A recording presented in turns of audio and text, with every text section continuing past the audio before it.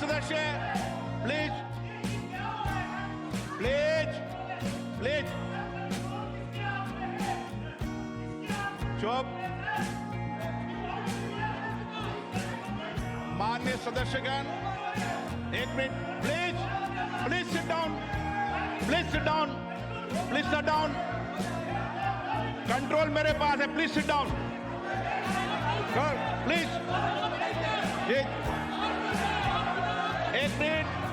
एक मिनट माननीय सदस्यगण,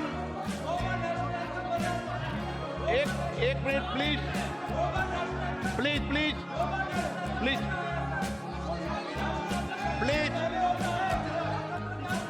प्लीज।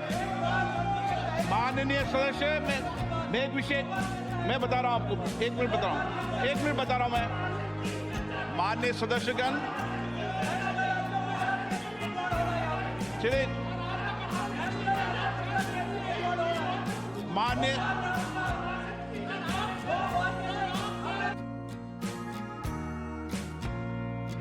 जो एक minute please please please please. हाँ प्लीज बैठो, व्यवस्था दे रहा हूं। प्लीज बैठो, व्यवस्था दे रहा हूं मैं। प्लीज बैठिए, व्यवस्था दे रहा हूं प्लीज। माननीय सदस्यगण, जो कुछ भी टेक्निकल चूक हुई है मैं उसकी जांच कराऊंगा। इसमें पॉइंट ओके प्लीज।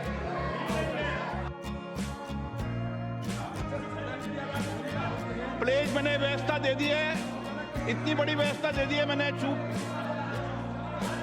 ना, जो टेक्निकल चूक हुई है उसको मैंने बता दिया ना।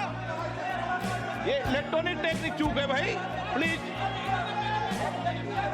Okay please. अब क्या तरीका है?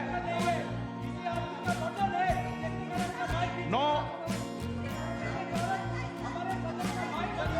माननीय सदस्य, मैंने सारी बात। एक मिनट, आप बैठिए, प्लीज बैठिए। मैंने पूर्व में भी कह दिया है, सारे विषय को मेरे संज्ञान में आपने ला दिया है। कभी टेक्निकल चूक हो जाती है, मैं सारे विषय की जांच कराऊंगा। Okay please.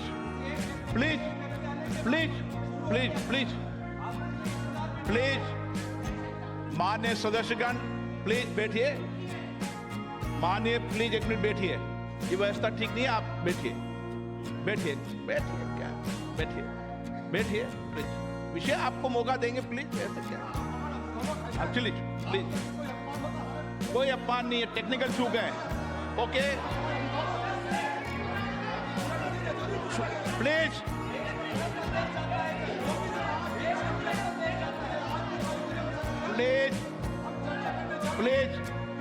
आप सदन के नेता ऐसे मत करिए, मैंने इतनी व्यवस्था दे दी।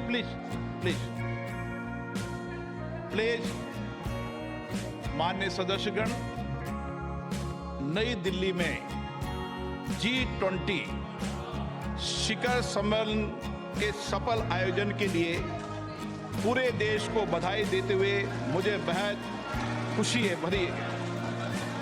इस आयोजन की सफलता ने प्रत्येक भारतीय को गर्व से भर दिया है।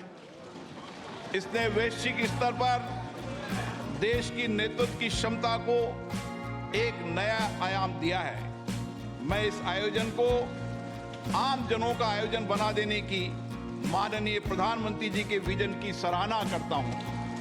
भारत के सभी राज्यों और केंद्र शासित प्रदेशों के 60 शहरों में 200 से अधिक बैठकें हुई है, जो अभूतपूर्व है। दुनिया भर से आए 42 प्रतिनिधि मंडलों के साथ G20 नई दिल्ली लीडर समिट अपने आकार, भव्यता और प्रभाव में अभूतपूर्व था। इससे विश्व को भारत की विविधता, लोकतांत्रिक शक्ति और प्रतिभा को देखने का अवसर मिला है।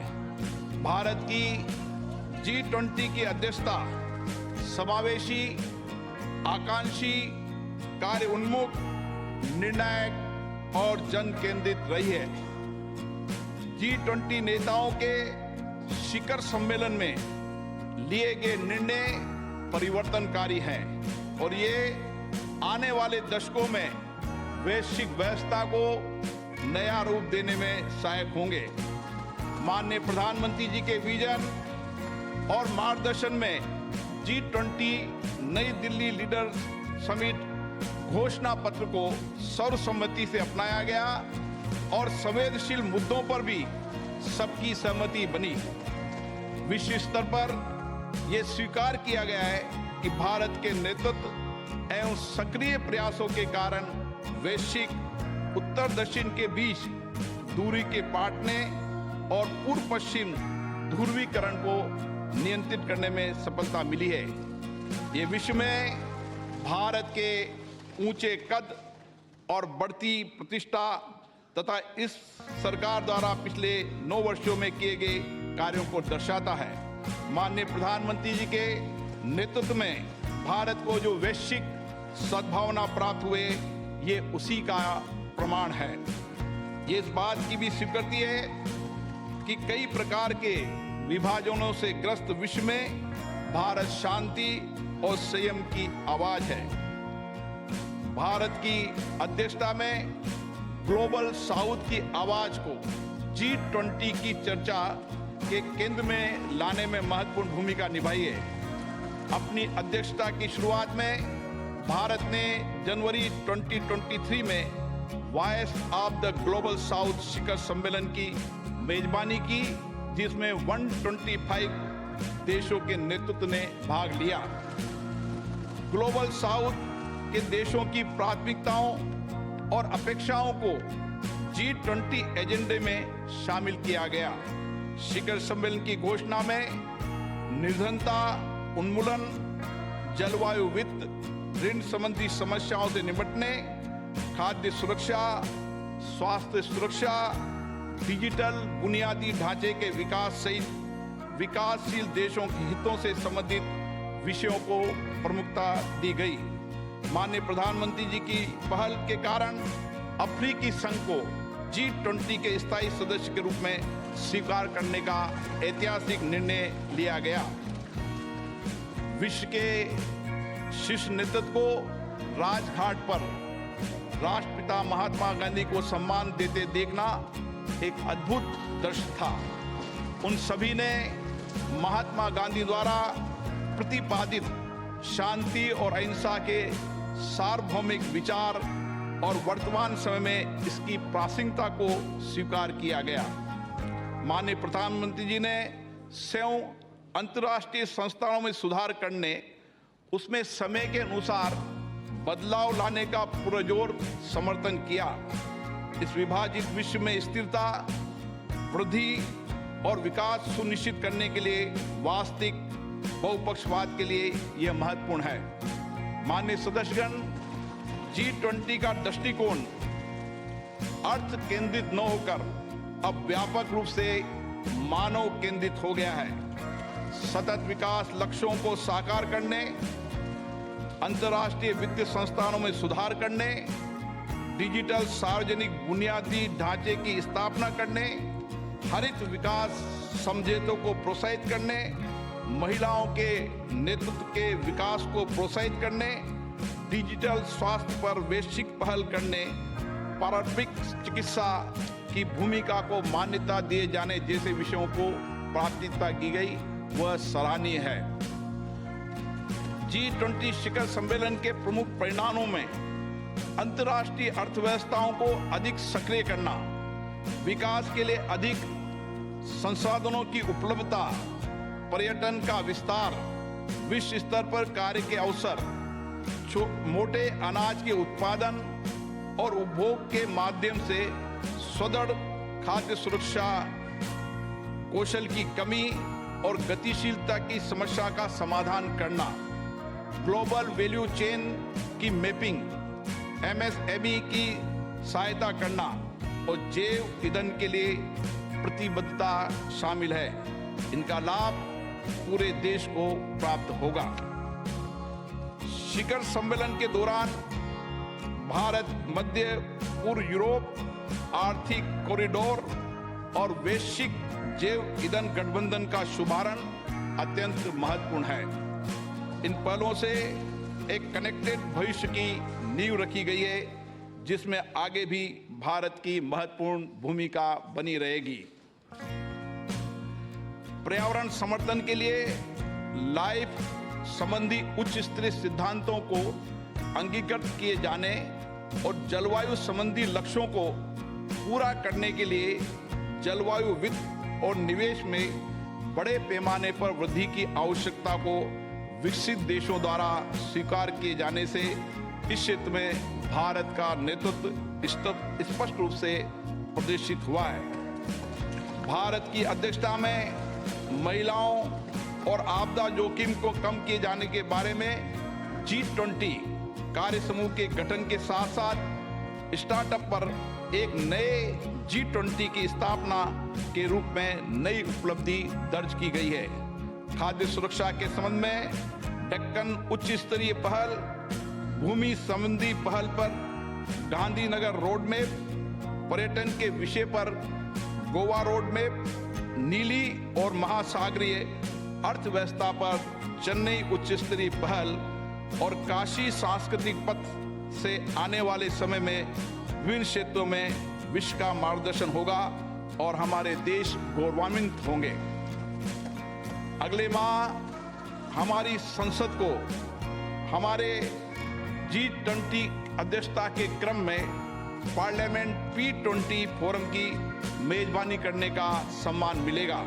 मैं इस प्रतिष्ठित सभा के प्रत्येक मान्य सदस्यों से अनुरोध करता हूं कि वे लोकतंत्र की जननी भारत की भूमि पर पूरे विश्व का स्वागत करने और वसुदेव कुटुंबकम, एक पृथ्वी एक परिवार एक भविष्य के मिशन को आगे बढ़ाने में शामिल हो। मुझे विश्वास है ये सभा इस ऐतिहासिक उपलब्धि पर माननीय प्रधानमंत्री जी के नेतृत्व की सराहना करने, भारत के लोगों को उत्साह बढ़ाने और सभी संगठनों और व्यक्तियों के योगदान को सराहना करने में मेरा साथ देगी। श्री सुनील कुमार सिंह,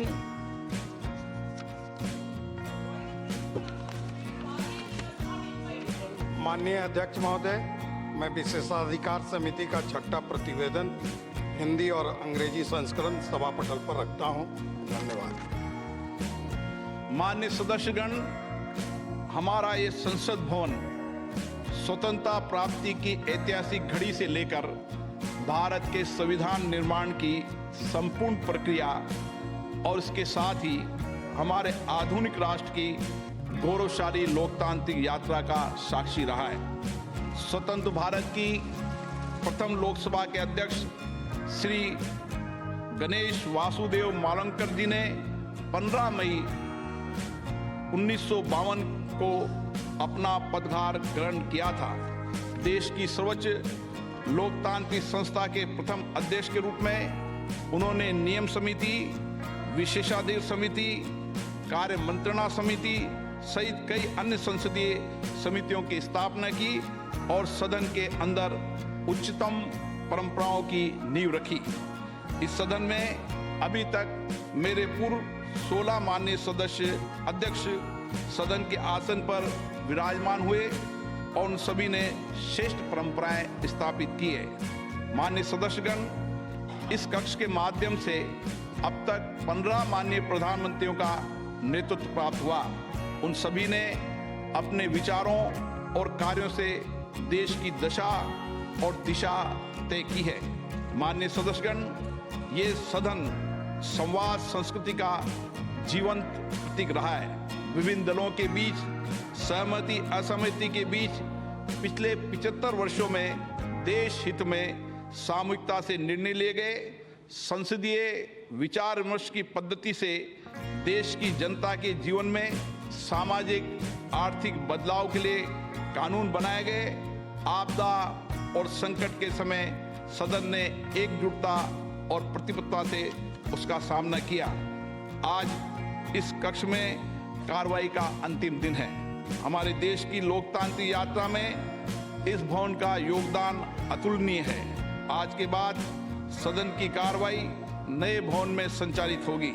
हम नए भवन में नई आशाओं, नई उम्मीदों के साथ प्रवेश करेंगे। मुझे विश्वास है कि हमारी संसद के नए भवन में हमारा लोकतंत्र नई ऊंचाइयों को प्राप्त करेगा। मैं माननीय प्रधानमंत्री जी से आग्रह करूंगा कि वो अपने विचार को व्यक्त करें।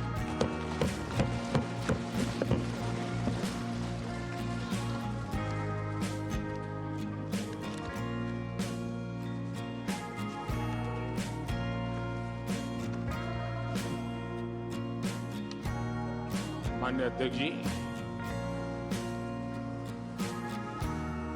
देश की 75 वर्षों की संसदीय यात्रा, उसका एक बार पुनः स्मरण करने के लिए और नए सदन में जाने से पहले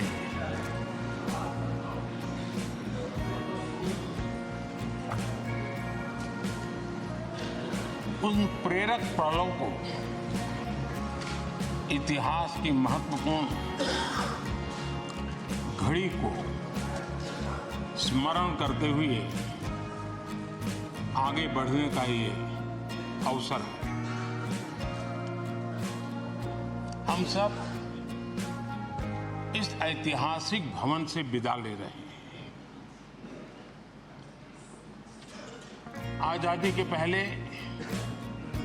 ये सदन इंपीरियल लेजिस्लेटिव काउंसिल का स्थान हुआ करता था। आजादी के बाद ये संसद भवन के रूप में उसको पहचान मिली। ये सही है, इस इमारत के निर्माण करने का निर्णय विदेशी शासकों का था, लेकिन ये बात हम न कभी भूल सकते हैं और हम गर्व से कह सकते हैं इस भवन के निर्माण में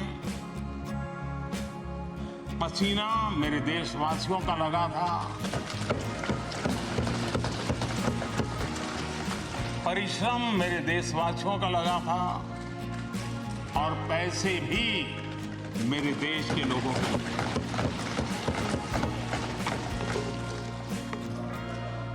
इस 75 वर्ष की हमारी यात्रा ने अनेक लोकतांत्रिक परंपराओं और प्रक्रियाओं का उत्तम से उत्तम सृजन किया है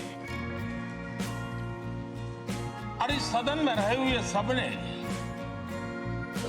उसमें सक्रियता से योगदान भी दिया है और साक्षी भाव से उसको देखा भी। हम भले नए भवन में जाएंगे, लेकिन पुराना भवन भी, ये भवन भी आने वाली पीढ़ियों को हमेशा हमेशा प्रेरणा देता रहेगा।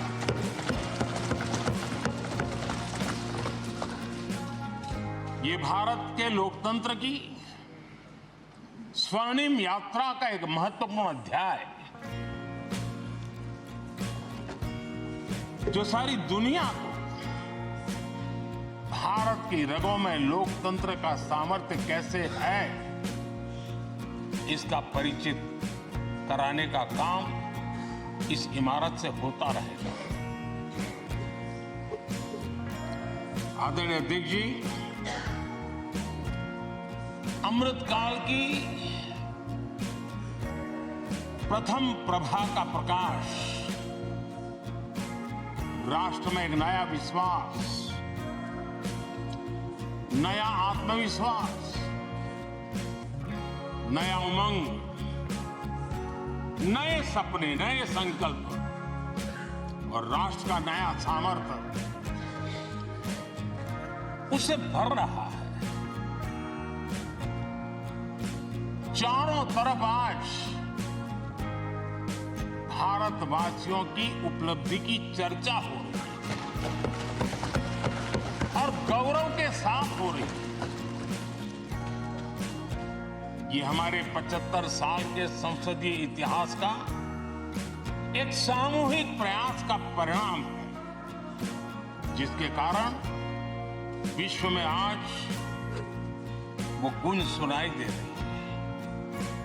आदरणीय अध्यक्ष जी, चंद्रयान 3 की सफलता न सिर्फ पूरा भारत, पूरा देश अभिभूत है और इसमें भारत के सामर्थ्य का एक नया रूप जो आधुनिकता से जुड़ा है, जो विज्ञान से जुड़ा है, जो टेक्नोलॉजी से जुड़ा है, जो हमारे वैज्ञानिकों के सामर्थ्य से जुड़ा है, जो 140 करोड़ देशवासियों के संकल्प की शक्ति से जुड़ा हुआ है, वो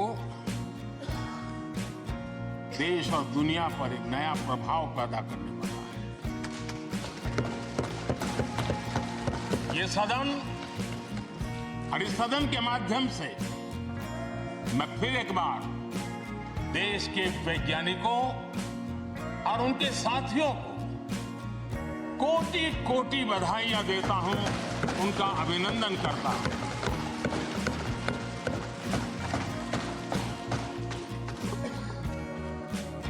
आदरणीय अध्यक्ष जी,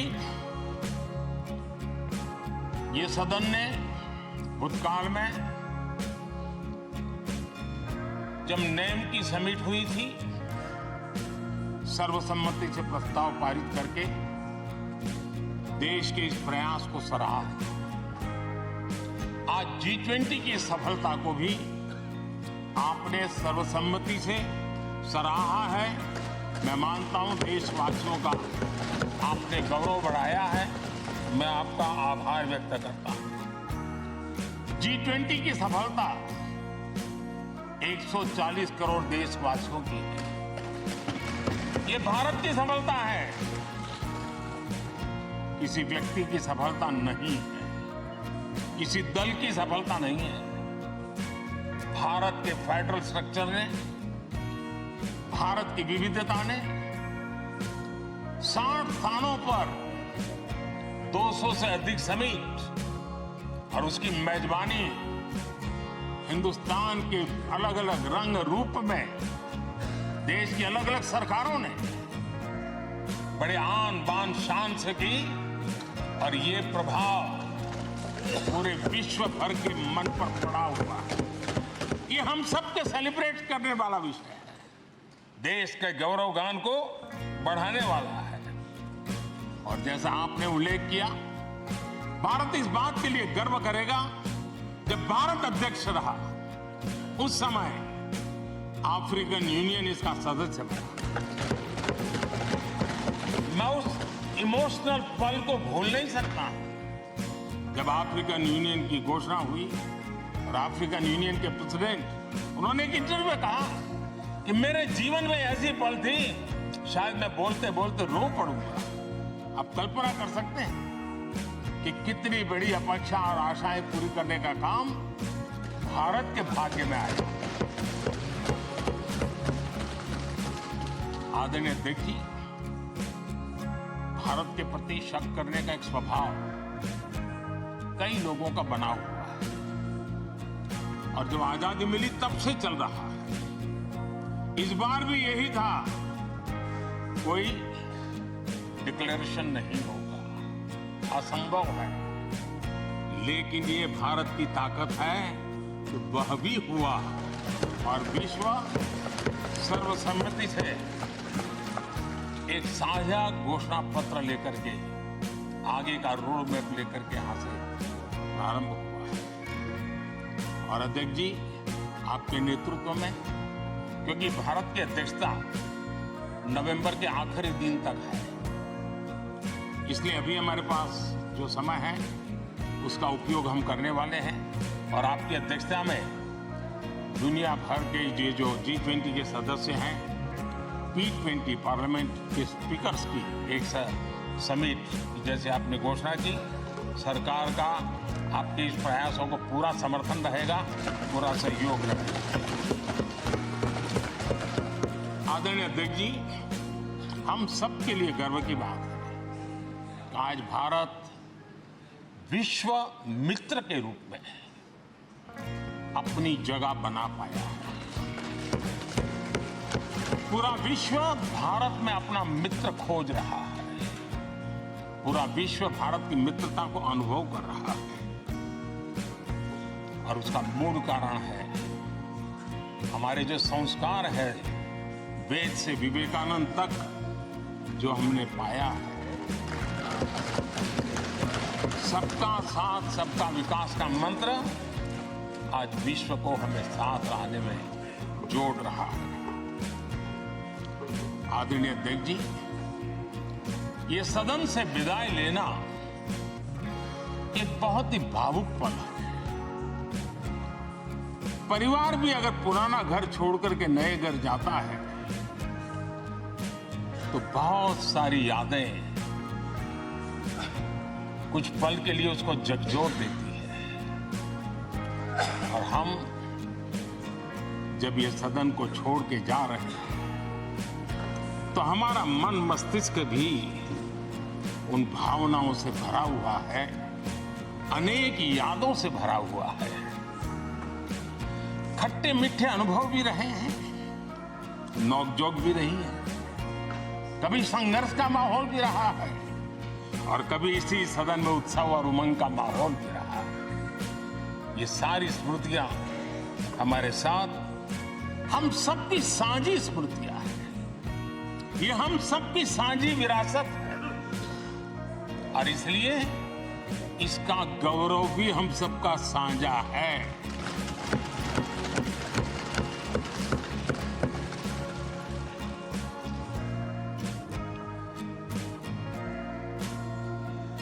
आजाद भारत के नवनिर्माण से जुड़ी हुई अनेक घटनाएं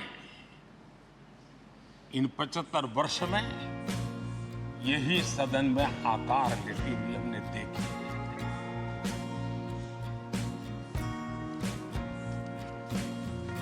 आज हम जब इस सदन को छोड़ करके नए सदन की ओर प्रस्थान करने वाले हैं,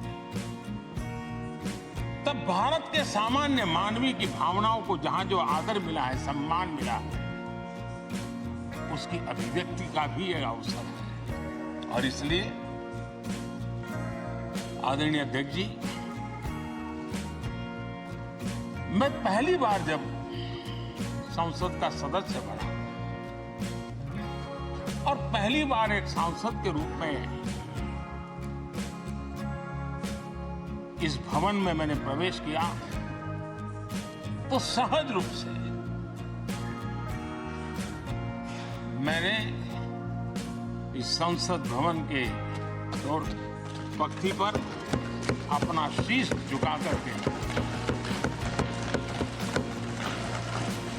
इस लोकतंत्र के मंदिर को श्रद्धा भाव से नमन करते हुए मैंने पैर रखा।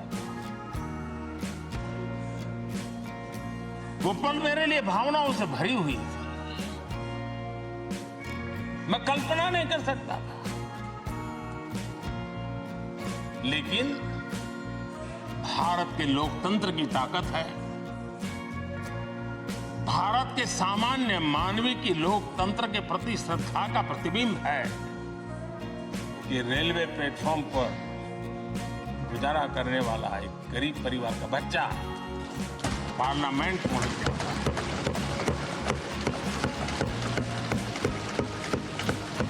मैंने कभी कल्पना तक नहीं की कि देश मुझे इतना सम्मान देगा, इतना आशीर्वाद देगा, इतना प्यार देगा। सोचा नहीं था अध्यक्ष जी। आदरणीय अध्यक्ष जी, हम में से बहुत लोग हैं जो संसद भवन के अंदर जो चीजें लिखी गई उसको पढ़ते भी रहते हैं कभी कभी उसका उल्लेख भी करते हैं। हमारे यहाँ संसद भवन के प्रवेश द्वार पर एक छांदोग्य उपनिषद का एक वाक्य है, लोक द्वारम करके पूरा वाक्य है। उसका मतलब ये होता है कि जनता के लिए दरवाजे खोलिए और देखिए कि कैसे वो अपने अधिकारों को प्राप्त करती है। हमारे ऋषि मुनियों ने लिखा हुआ हमारे प्रवेश द्वार पर लिखा हुआ। हम सब और हमारे पहले जो यहां रहे हैं वो भी इस सत्यता के साक्षी है। आदरणीय अध्यक्ष जी, समय रहते जैसे जैसे वक्त बदलता गया, ये हमारे सदन की संरचना भी निरंतर बदलती रही है और अधिक समावेशी बनती गई है। समाज के हर वर्ग का प्रतिनिधि विविधताओं से भरा हुआ इस सदन में नजर आता है। अनेक भाषाएं हैं, अनेक बोलियां, अनेक पहरवेश हैं, अनेक खान पान है। सदन के अंदर सब कुछ है और समाज के सभी तबके के लोग, चाहे वो सामाजिक रचना के हो, चाहे आर्थिक रचना के हो, चाहे गांव या शहर के हो, एक प्रकार से पूर्ण रूप से समावेशी वातावरण सदन में पूरी ताकत के साथ जन सामान्य की इच्छा आकांक्षाओं को प्रकट करता रहा है। दलित हो, पीड़ित हो, आदिवासी हो, पिछड़े हो, महिलाएं हो, हर न हर एक का धीरे धीरे धीरे योगदान बढ़ता चला गया है।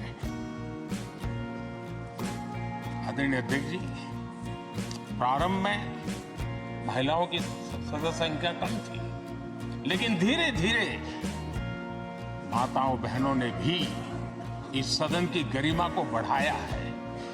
इस सदन के गरिमा में बहुत बड़ा बदलाव लाने में उनका योगदान रहा है।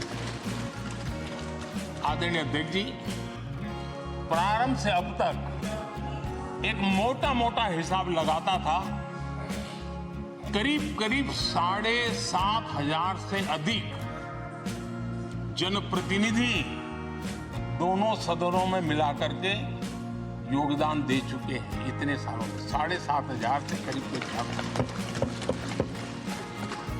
इस कालखंड में करीब 600 महिला सांसदों ने भी इस सदन की गरिमा को बढ़ाया है, दोनों सदन।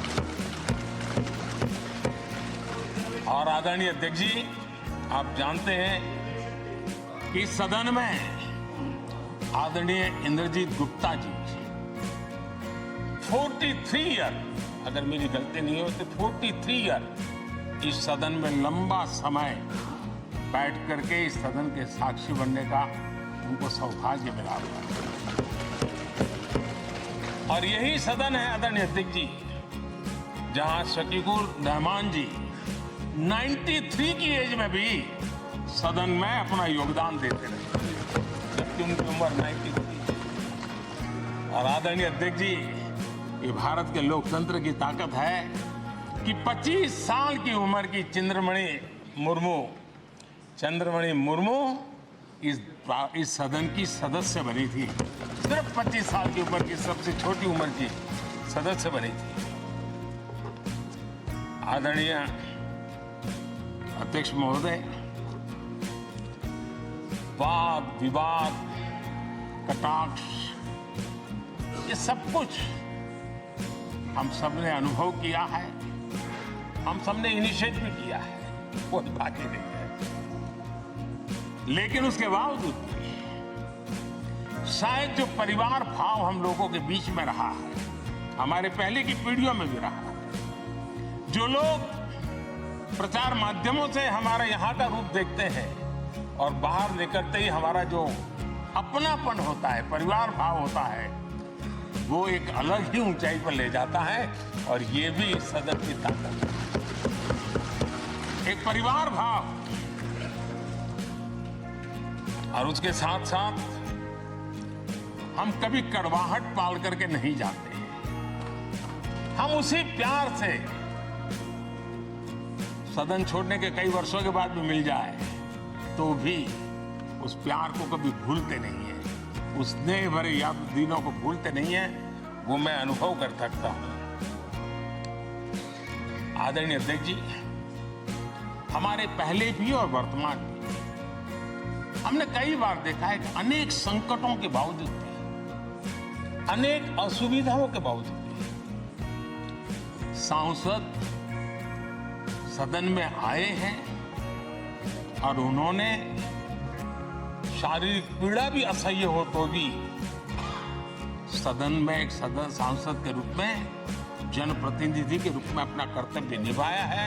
ऐसी अनेक घटनाएं आज हमारे सामने हैं।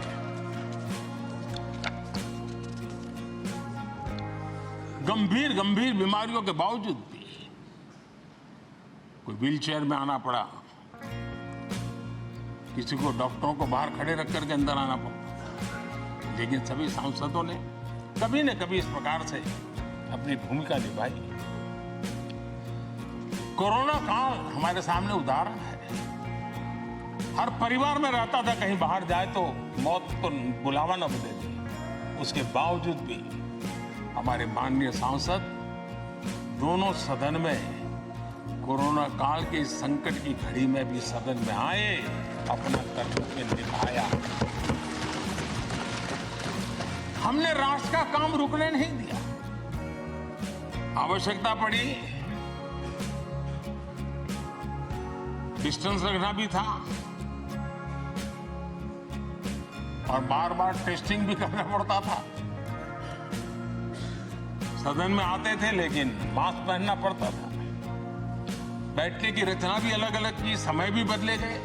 हर चीज के साथ राष्ट्र का काम रुकना नहीं चाहिए, इस भाव से सभी सदस्यों ने इस सदन को अपने कर्तव्य का महत्वपूर्ण अंग माना, संसद को चलाए रखा।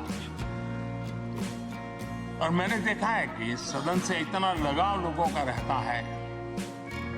पहले कभी हम देखते थे कोई 30 साल पहले सांसद रहा होगा, कोई 35 साल पहले रहा होगा, लेकिन वो सेंट्रल हॉल तो जरूर आएगा।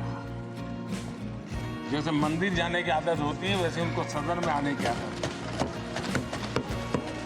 इस जगह का लगाव बन जाता है, एक आत्मीय भाव से जुड़ाव हो जाता है।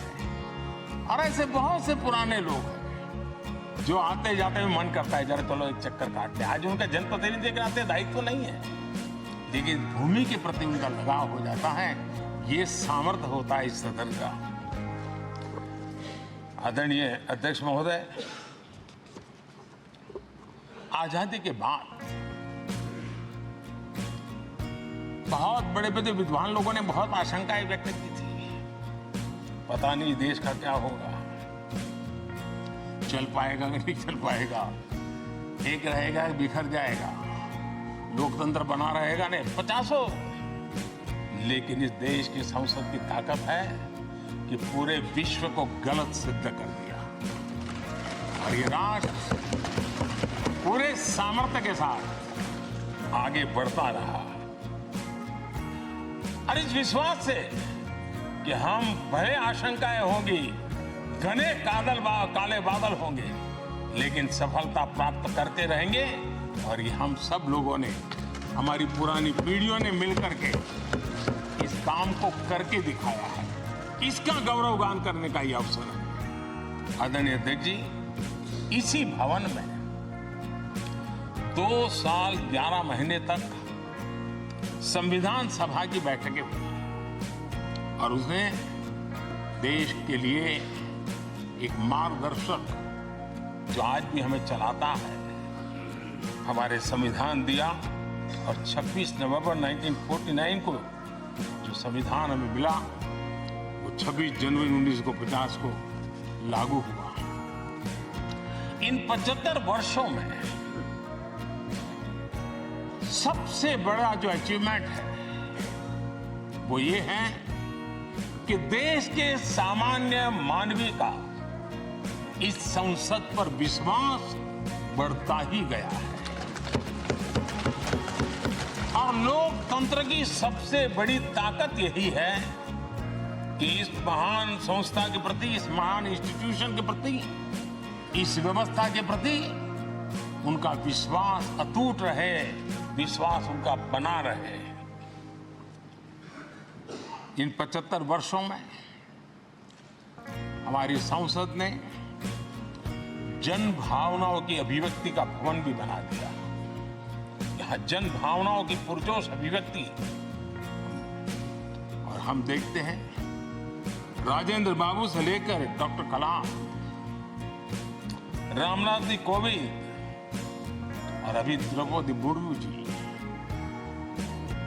इन सब के संबोधन का लाभ हमारे सदनों को मिला है, उनका मार्गदर्शन मिला है। आदरणीय अध्यक्ष जी,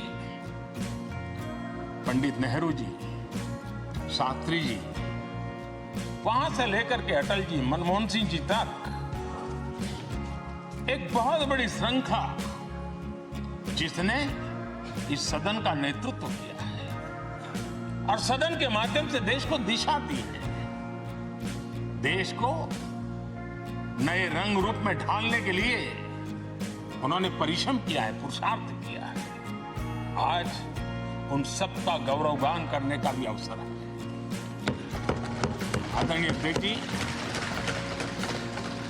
सरदार वल्लभ भाई पटेल, लोहिया जी, चंद्रशेखर जी, आडवाणी जी, न जाने अनगिनत नाम, जिन्होंने हमारे इस सदन को समृद्ध करने में, चर्चाओं को समृद्ध करने में, देश के सामान्य से सामान्य व्यक्ति की आवाज को ताकत देने का काम इस सदन में किया है। विश्व के भी अनेक राष्ट्राध्यक्षों ने हमारे इन सदनों को संबोधित करने का भी अवसर आया है और उनकी बातों में भी भारत के लोकतंत्र के प्रति आदर का भाव व्यक्त हुआ है। आदरणीय अध्यक्ष जी, उमंग उत्साह के पल के बीच भी कभी सदन की आंख से आंसू भी बहे। ये सदन दर्द से भर गया जब देश को 3 अपने प्रधानमंत्री, उनको अपने कार्यकाल में ही खोने की नौबत आई, नेहरू जी, शास्त्री जी, इंदिरा जी। तब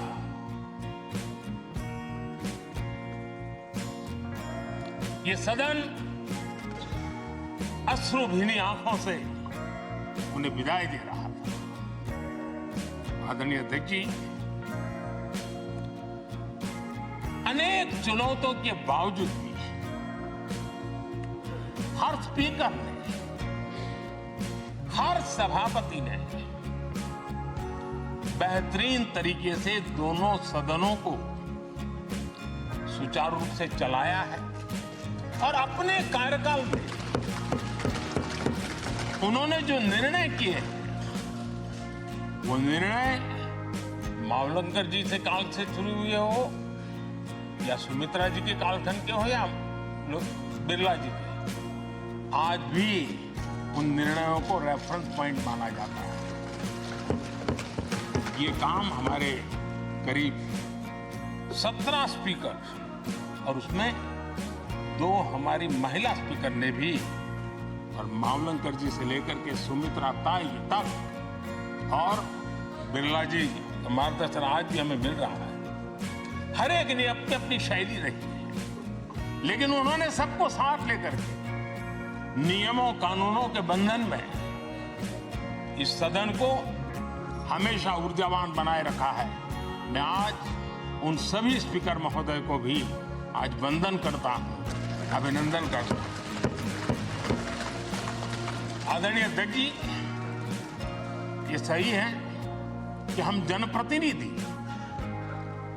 अपनी अपनी भूमिका निभाते हैं, लेकिन सातत्यपूर्ण तरीके से हमारे बीच जो ये टोली बैठती है, उनकी भी कई पीढ़ियां बदल गई हैं। कभी कागज लेके दौड़ के आते हैं, उनका भी योगदान कम नहीं है।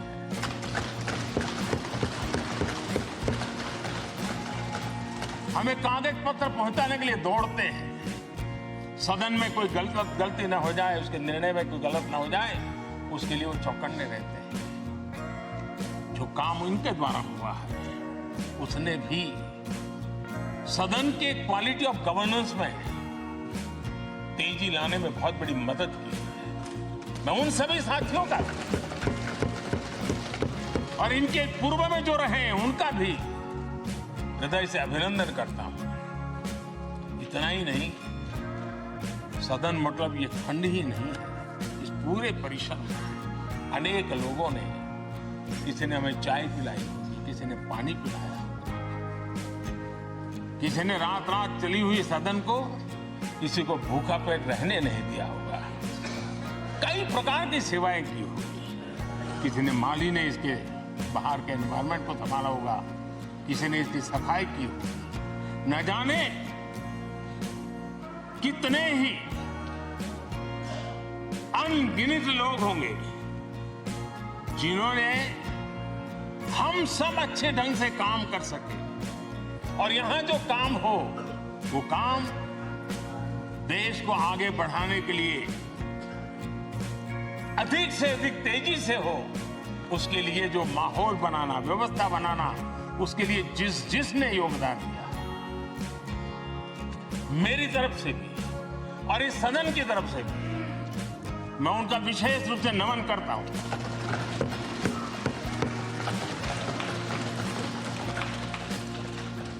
आदरणीय अध्यक्ष जी, लोकतंत्र का एक सदन, आतंकी हमला हुआ, पूरे विश्व में यह आतंकी हमला एक इमारत पर नहीं था। मदर ऑफ डेमोक्रेसी एक प्रकार से हमारी जीवात्मा पर यह हमला था। ये देश उस घटना को कभी भूल नहीं सकता है, लेकिन आतंकियों से लड़ते लड़ते सदन को बचाने के लिए और हर सदस्य को बचाने के लिए जिन्होंने अपने सीने पर गोलियां झेली, आज मैं उनको भी नमन करता हूं। हमारे बीच नहीं है, लेकिन उन्होंने बहुत बड़ी रक्षा की है। आदरणीय अध्यक्ष जी, जब आज हम इस सदन को छोड़ रहे हैं, तब मैं उन पत्रकार मित्रों को भी याद करना चाहता हूं जिन्होंने जीवन में, कुछ लोग तो ऐसे हैं जिन्होंने पूरा जीवन अपने कार्यकाल में संसद के काम को ही उन्होंने रिपोर्ट किया है। एक प्रकार से वो जीवंत साक्षी रहे हैं। उन्होंने यहां की पल पल की जानकारी देश तक पहुंचाई, और तब तो ये सारा टेक्नोलॉजी अवेलेबल नहीं थी। तब वही लोग थे जो यहां की बात पहुंचाते थे, और उनका सामर्थ्य था वो अंदर की भी पहुंचाते थे और अंदर की भी पहुंचाते थे।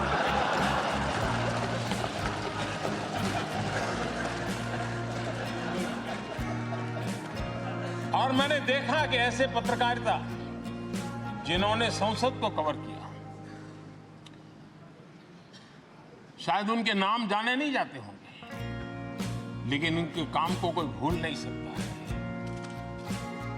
और खबरों को लिए नहीं, भारत की इस विकास यात्रा को संसद भवन से समझने के लिए उन्होंने अपनी शक्ति खपा दी।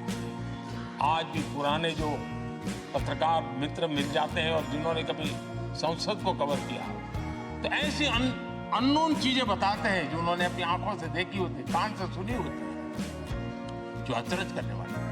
यानी एक प्रकार से जैसी ताकत यहाँ की दीवारों की रही है, वैसा ही दर्पण उनकी कलम में रहा है, और उस कलम ने देश के अंदर संसद के प्रति, संसद सदस्यों के प्रति एक अहोभाव का भाव जगाया है।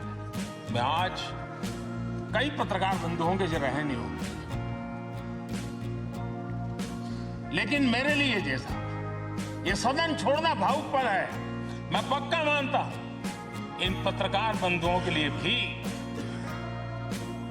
ये सदन छोड़ना उतना ही भावुकपन होगा, क्योंकि इनका लगाव हमसे भी ज्यादा रहा। कुछ तो पत्रकार ऐसे होंगे जो हम लोगों की टर्म से भी समय उन्होंने काम किया होगा। आज उनके उस महत्वपूर्ण लोकतंत्र की ताकत बनने के लिए, योगदान देने के लिए भी याद करने का अवसर है। आदरणीय अध्यक्ष जी, जब हम सदन के अंदर आते हैं,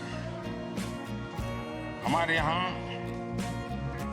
नाद ब्रह्म की कल्पना है। हमारे शास्त्रों में माना है किसी एक स्थान पर अनेक बार एक ही लय में उच्चारण होता है तो वो तपोस्थली बन जाता है, उसके एक पॉजिटिव वाइब होते हैं। नाद की एक ताकत होती है जो स्थान को सिद्धि स्थान में परिवर्तित कर देती है। मैं मानता हूं ये सदन भी उस 7,500 जनप्रतिनिधियों के द्वारा बार बार जो शब्द गूंजे हैं, जो वाणी यहां गूंजी है, उसने इस सदन में हम बैठकर आगे चर्चा करें या ना करें, लेकिन इसकी गूंज इसे तीर्थ क्षेत्र बना दे।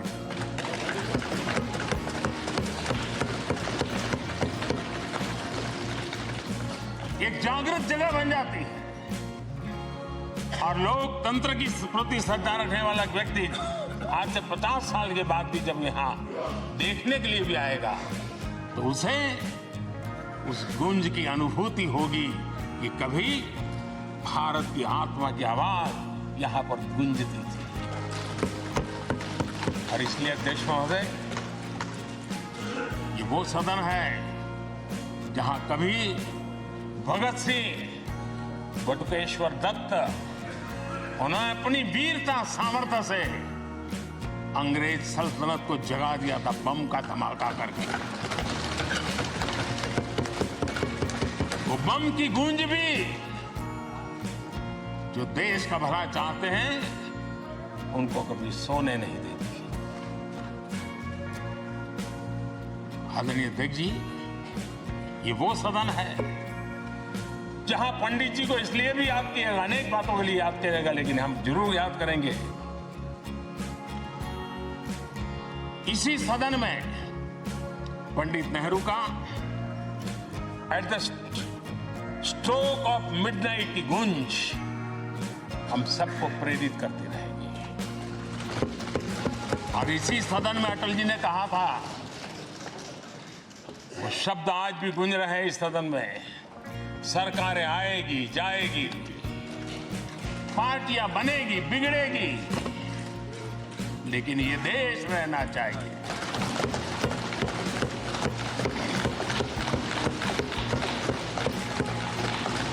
आदरणीय अध्यक्ष जी, पंडित नेहरू की जो प्रारंभिक मंत्री परिषद थी, बाबा साहब आंबेडकर जी एक मंत्री के रूप में दुनिया की बेस्ट प्रैक्टिसेस भारत में लाने पर बहुत जोर दिया करते थे। फैक्टरी कानून में अंतर्राष्ट्रीय सुझावों को शामिल करने पर बाबा साहब सर्वाधिक आग्रही रहे थे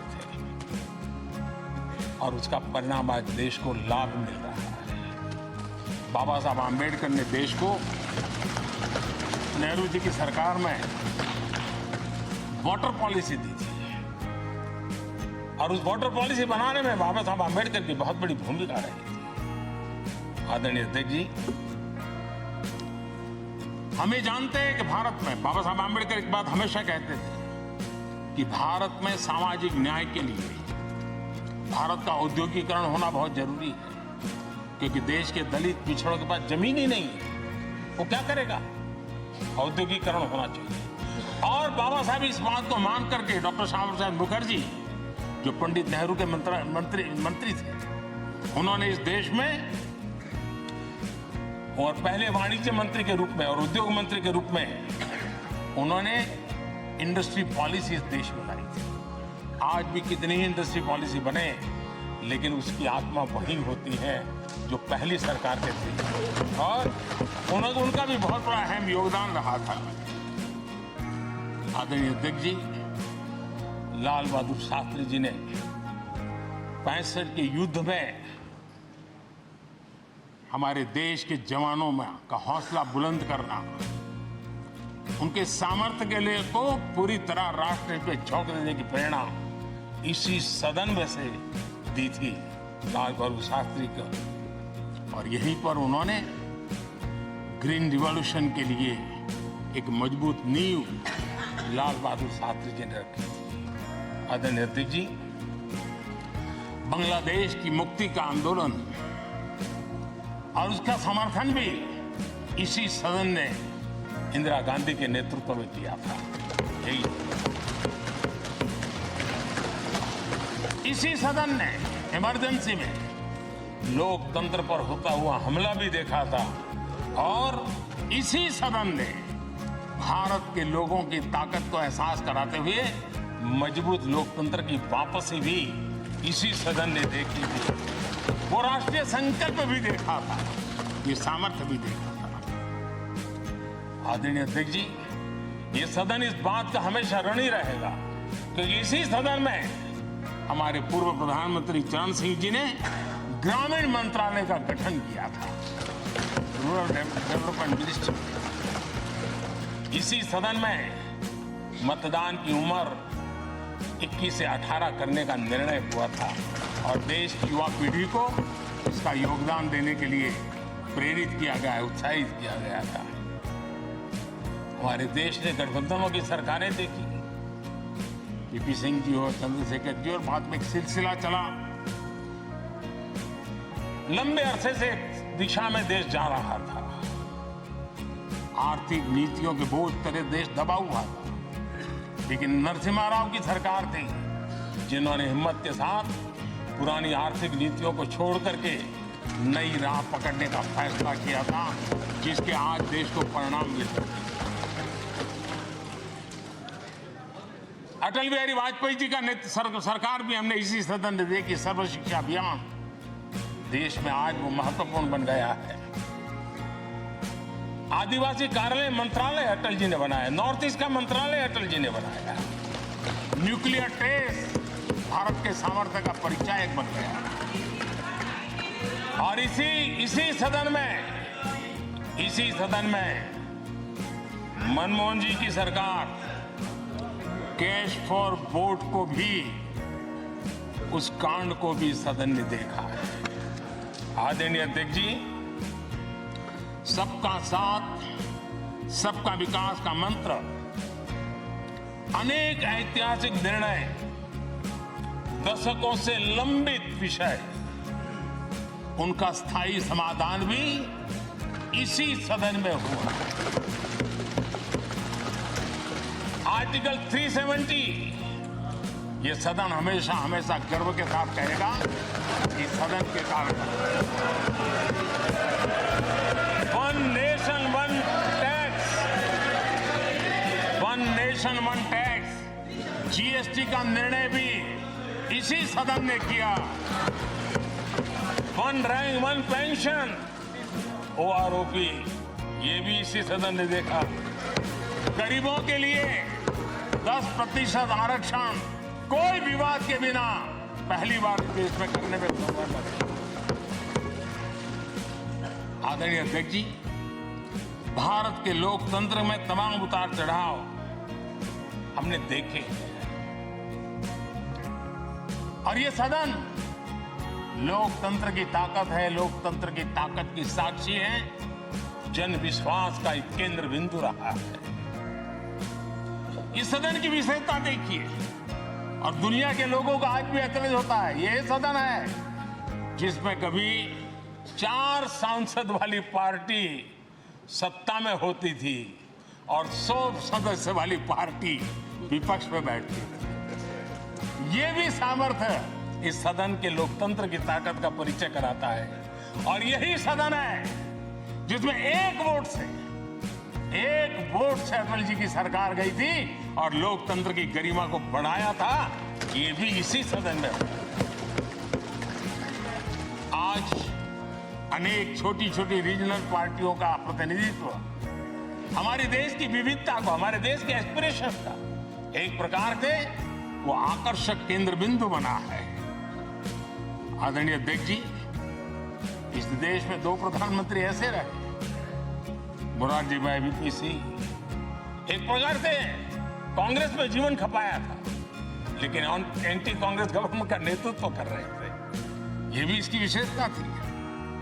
और हमारे नरसिम्हा राव जी, वो तो बिस्तरा गोल करके घर जाने की तैयारी कर रहे थे, निवृत्ति की घोषणा कर चुके थे, लेकिन यही लोकतंत्र की ताकत देखिए, सदन की ताकत देखिए, वो प्रधानमंत्री के रूप में 5 साल हमारी सेवा कर।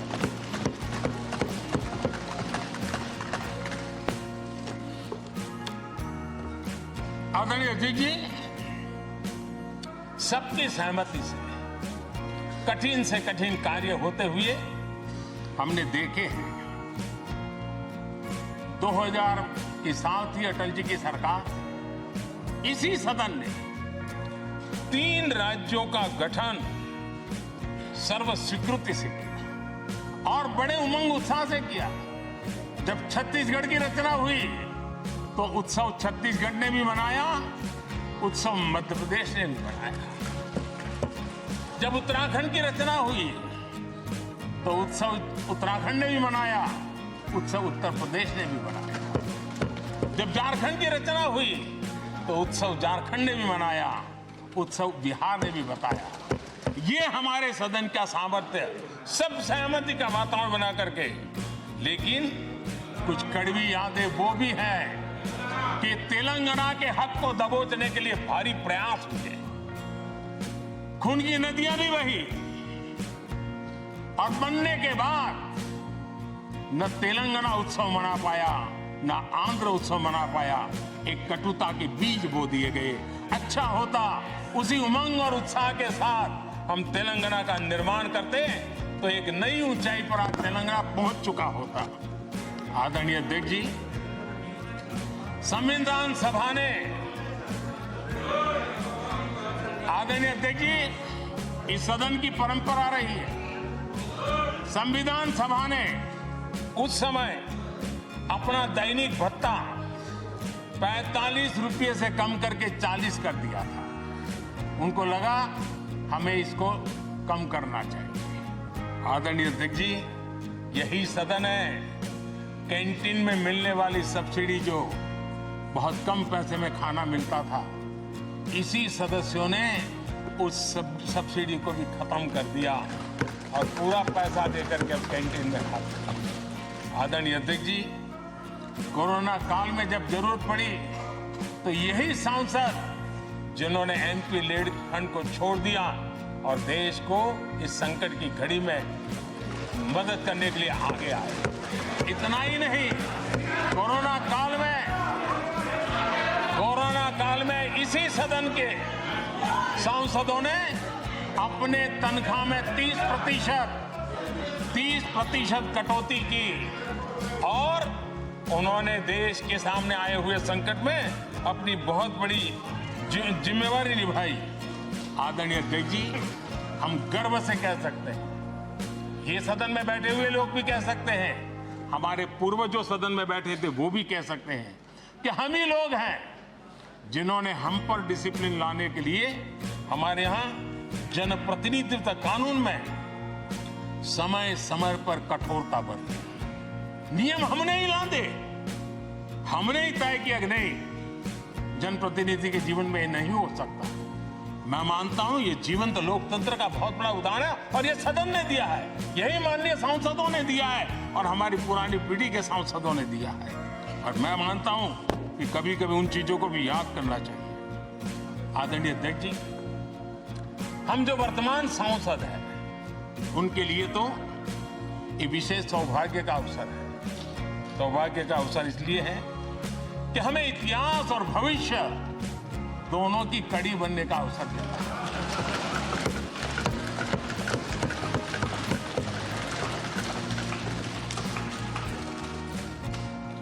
कल और आज से जुड़ने का हमें अवसर मिल रहा है और आने वाली कल निर्माण करने का एक नया विश्वास, नया उमंग, नए उत्साह के साथ हम यहां से विदाई लेने वाले हैं।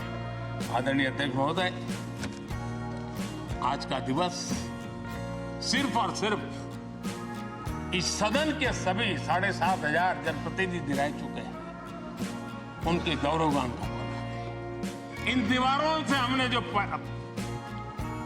प्रेरणा पाई है, जो नया विश्वास पाया है, उसको लेकर जाने का है। बहुत सी बातें ऐसी थी जो सदन में हर किसी की ताली की हकदार थी, लेकिन शायद राजनीति उसमें भी हारे आ रही।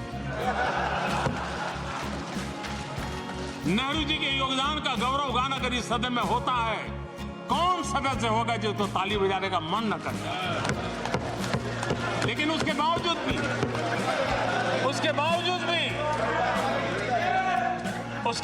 भी देश के लोकतंत्र के लिए बहुत जरूरी है हम सब ने अपने यहां सोच लें।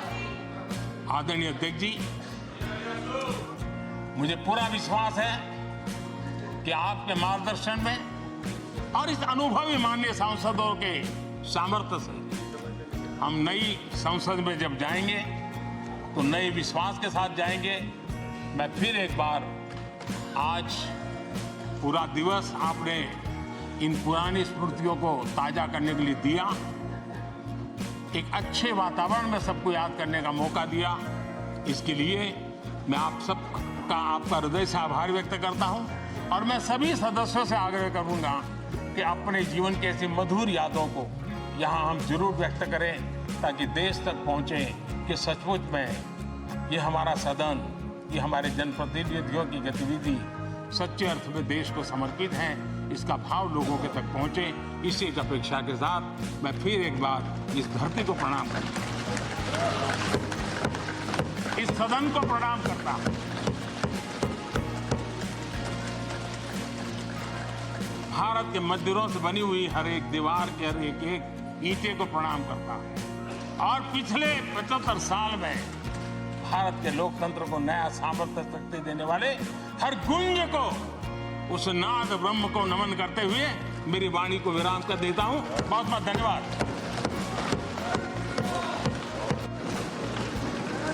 माननीय सदस्यगण, माननीय प्रधानमंत्री जी ने इस सदन की सीख, अनुभव, यहाँ की प्रेरणा, यहाँ की गूंज के बारे में व्यक्त किया है। मैं